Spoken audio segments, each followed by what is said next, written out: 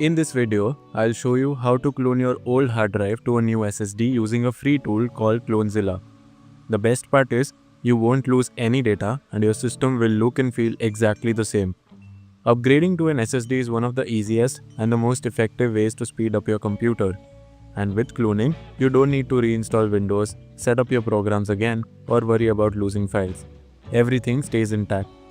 Before you begin, make sure your current hard drive and the new SSD are connected to your computer. You can connect the SSD directly through an NVMe M.2 slot on your motherboard, or use a USB enclosure if that's more convenient. Just make sure your SSD has enough space to hold all the data from your old hard drive. Also, take note of the SSD's name. We'll use it later to confirm that the cloning was successful. Now let's start by creating a bootable USB with Clonezilla.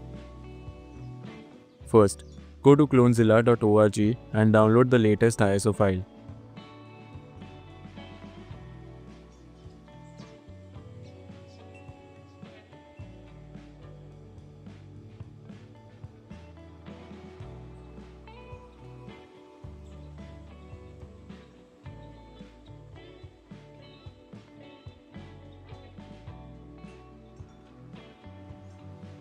Then download Rufus.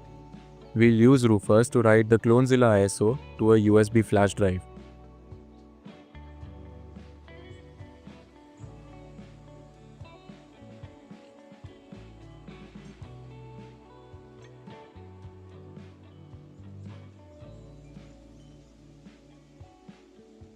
Open Rufus.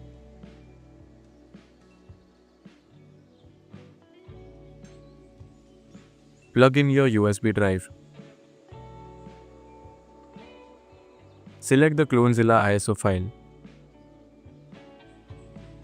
If your computer supports UEFI, make sure to select GPT for the partition scheme. Then click Start. Rufus will format and create the bootable USB drive. This usually takes just a few minutes.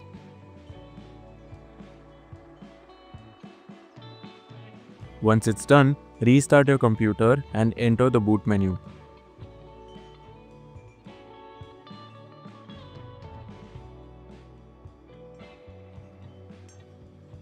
From the boot menu, select a USB drive to boot into Clonezilla.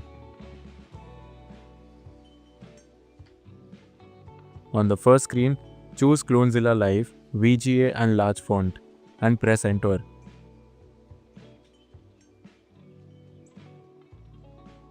Then pick your language, confirm the default keyboard layout, then choose Start Clonezilla. When prompted for the mode, select Device to Device since we are cloning one disk to another. Choose Beginner mode to keep things simple.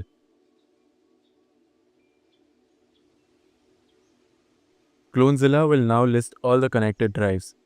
Carefully select your old hard drive as the source. Then select your new SSD as the target. Make sure to double check both selections. If you choose the wrong disk, you could accidentally lose your data. Choose Skip checking/repairing source file system. Next, Clonezilla will ask how you want to set up the partitions on the new SSD. If the SSD is the same size as your old drive, you can keep the original layout. But if the SSD is larger, it's better to choose the second option that creates the partition table proportionately. This way, the extra space won't be left unused. In this case, I am going with Create Partition Table Proportionately. Clonezilla will then ask if you want to save log files. You can skip this part. It will also ask what you want the system to do once cloning is finished. I usually select the shutdown option so the PC turns off automatically when it's done. At this point, Clonezilla is ready to start cloning. It will ask you to confirm several times. Type Y and press Enter each time you are prompted.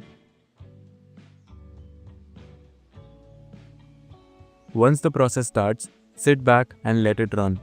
Depending on how much data you have and the speed of your driver, it could take anywhere from 15 minutes to over an hour.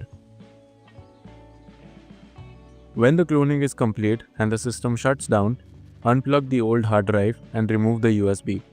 Turn the PC back on and it should now boot directly from your new SSD. If everything worked, your desktop, files, and programs will look exactly the same. Only now it will run much faster.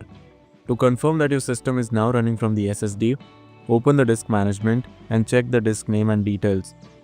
You'll see that the SSD, which was previously empty, now contains all the data copied from your old hard drive. And that's it. You have successfully cloned your hard drive to an SSD without losing any data.